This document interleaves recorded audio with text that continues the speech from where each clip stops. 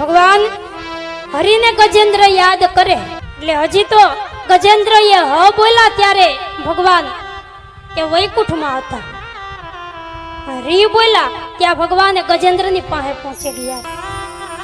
ભગવાને આમ વૈકુંઠમાંથી દોટ મૂકી લક્ષ્મીજી પૂછવા લાગ્યા કે પ્રભુ ક્યાં જાવ છો, પણ કેવાય રોકાણા નથી.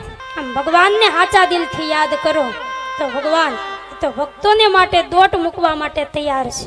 ગજેન્દ્રની પાસે આવ્યા અને ભગવાને સુદર્શન ચક્રથી મગરનું જે મસ્તક હતું એને છેદી નાખ્યું છે અને મગરનું તેજ એ ભગવાનમાં સમાઈ ગયું છે. આ જોઈ અને ગજેન્દ્ર એ ભગવાનની સ્તુતિ કરવા લાગ્યો છે, જેને ગજેન્દ્ર મોક્ષ કહેવામાં આવે છે.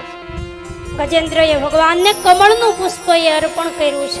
આ કથામાંથી આપણે એ શીખવાનું છે કે જીવનમાં વિપત્તિ આવે પછી તો આપણે ભગવાનના શરણે જઈએ છીએ, પણ જો કાયમ ભગવાનના શરણમાં રહીએ તો ભગવાન એ આપણે જીવનમાં ક્યારેય વિપત્તિ આવવા જ ન દે. વિપત્તિ પડે, દુઃખ પડે અને પછી ભગવાનની શરણે જવું એના કરતાં આપણે પહેલેથી જ ભગવાનની શરણાગતિ સ્વીકારી લેવી એ શું ખોટું છે.